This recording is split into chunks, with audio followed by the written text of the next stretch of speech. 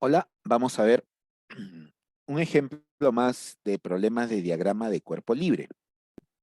Algunos problemas de diagrama de cuerpo libre, como los que vimos en el ejemplo anterior, el ejemplo uno, se basan en que usando un diagrama de cuerpo libre determinemos el valor de alguna fuerza desconocida que mantiene a un cuerpo en reposo o en equilibrio, es decir, estático sin moverse.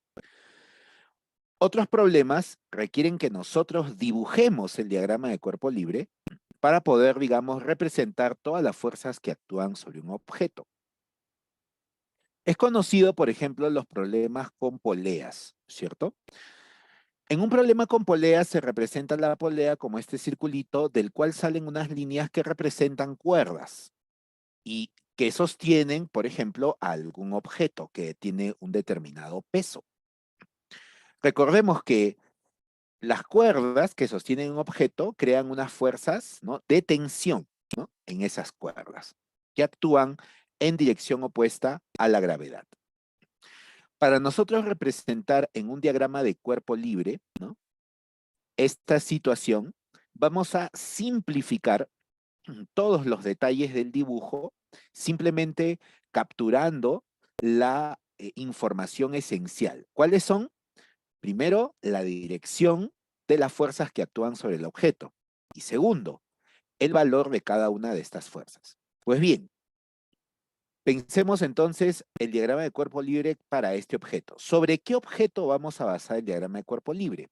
Vamos a hacerlo con relación a esta cajita, ¿no? Una masa de 5 kilogramos. Una caja que tiene una masa de 5 kilogramos. ¿Correcto? Entonces, tengamos en cuenta lo siguiente. ¿Ya? Tengamos en cuenta lo siguiente. Si se trata de esta masa, ¿no?, un cuerpo que tiene una masa M, ¿no?, podemos representar las fuerzas que actúan sobre ese objeto, ¿no?, primero empezando con las que tienden a jalarlo hacia arriba. El objeto está sujeto, como pueden ver, a dos cuerdas, ¿no?, que forman alrededor una polea. Cada una de estas cuerdas, ¿no?, donde se sujeta a este objeto, están creando fuerzas de tensión, ¿no?, hacia arriba. Se menciona aquí la tensión sobre una cuerda que pasa a lo largo de una polea siempre es la misma. Vamos a llamar a la tensión sobre esa cuerda T. Por lo tanto, aquí, este extremo de la cuerda jala hacia arriba con una tensión T. Y el otro extremo de la cuerda también jala hacia arriba con la misma tensión T, ¿no? Porque de esos dos extremos se está sujetando el objeto. ¿Qué otras fuerzas actúan sobre este objeto? Aparentemente no hay ninguna otra fuerza, pero recordemos, esto representa a un objeto que pende o cuelga de una polea que está sujetada, por decir así, a un techo, ¿no? Claro. Entonces, realmente sobre el objeto, si solamente hubieran estas fuerzas que lo jalan hacia arriba, el objeto se debería estar moviendo hacia arriba, pero el objeto está quieto. ¿Qué es lo que lo mantiene en equilibrio o lo deja quieto al objeto? Algo tiene que contrapesar, ¿no?, o oponerse a las fuerzas de tensión que lo jalan hacia arriba. Esa fuerza que se opone a las fuerzas de tensión en la cuerda que pasa por la polea es el propio peso del objeto. Entonces, ¿cómo se representa el peso de un objeto? ¿No? El peso de un objeto se representa de la siguiente manera, ¿no? Es la masa del objeto, ¿no? Siempre cuando hablemos de peso, vamos a pensar en la masa por la aceleración de la gravedad, que se representa con la constante g, ¿no es cierto? G. ¿Qué cosa es g? La aceleración de la gravedad, podemos aproximarlo, más o menos es 10, ¿no?,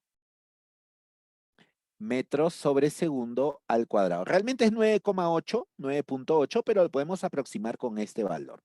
Entonces, si nosotros queremos identificar el peso del objeto, es la fuerza que actúa hacia abajo, jalándolo hacia el piso, debería ser la masa multiplicado por la aceleración de la gravedad. O sea, aproximadamente esto sería como 5 por 10, 50. ¿de acuerdo? O podemos dejarlo expresado como 5G, simplemente, ¿no? Donde G es el valor exacto de la aceleración de la gravedad, que es 9,8, ¿no? Metros sobre segundo al cuadrado. Acá hemos puesto esta aproximación de 10, ¿no? Para fines prácticos. Pues bien, entonces el diagrama de cuerpo libre sería este valor. Ok, recordemos, las unidades de fuerza, esto es en newtons, o sea, aproximadamente 50 newtons la fuerza a la que equivale el peso de un objeto de 5 kilos, ¿no? De masa. Su peso en newtons sería 50 newtons. Bien, entonces, este diagrama de cuerpo libre ya está completo. Según, ¿no? La ley física que establece que un objeto en equilibrio, ¿no? Tiene que tener una sumatoria de fuerzas que actúan sobre él que sea igual a cero para que no se mueva. Por lo tanto, definimos hacia arriba sentido positivo, hacia abajo negativo. Hacia arriba tenemos T más T, dos fuerzas que lo jalan, cada una igual a T, son los dos extremos de esta cuerda. Y hacia abajo tenemos 50, ¿no? Que es el peso del objeto en newtons. Y esto debe ser igual a cero. Por lo tanto, T más T, 2T, debería ser menos 50 igual a cero. Despejamos T. T va a ser igual a 50 sobre 2. O sea, 25 newtons aproximadamente, ¿no es cierto? Esta es una aproximación, asumiendo que la aceleración de la gravedad la estamos tomando como 10. Bien, entonces en ese caso ya tenemos resuelto el valor de la tensión que debe haber en esta cuerda para que pueda sostener un objeto de 5 kilos.